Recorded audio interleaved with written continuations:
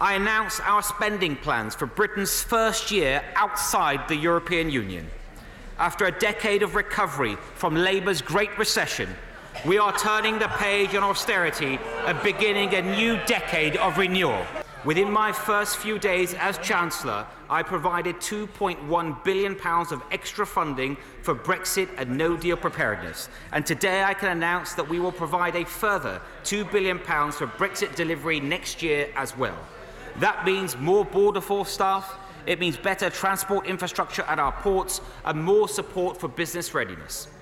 I've tasked the Treasury with preparing a comprehensive economic response to support the economy if needed, and will work closely with the Independent Bank of England to coordinate fiscal and monetary policy.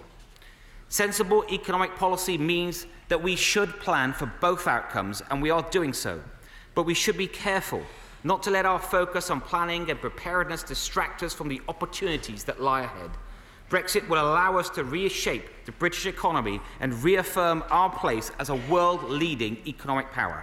Even if we leave with no deal, I'm confident that we will be able to secure a deep, best-in-class free trade agreement with the EU, and we will be able to pursue a genuinely independent free trade policy with the rest of the world.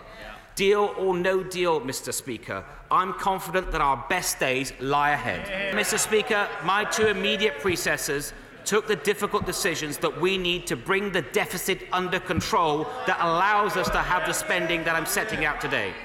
They didn't do that for ideological reasons, but because running an enormous deficit meant that our debt was rising at an unsustainable rate, making our economy vulnerable to shocks and passing on a huge burden to the next generation.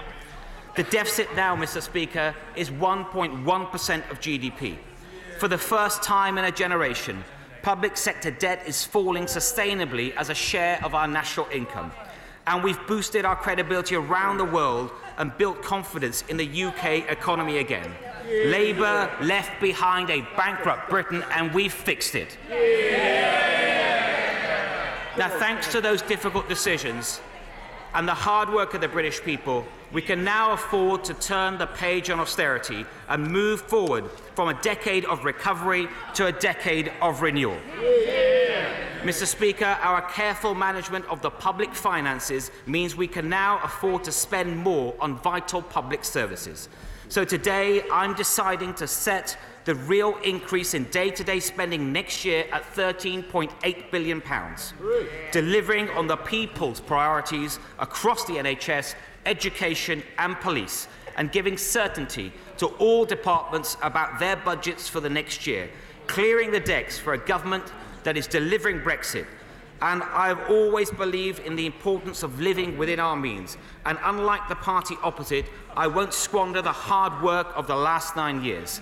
So even with the extra spending, we are still meeting the current fiscal rules.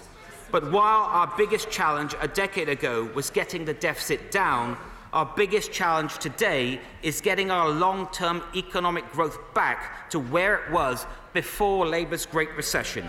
If we can do that, Mr. Speaker, we can make sure there can be future spending increases that can also be sustainable.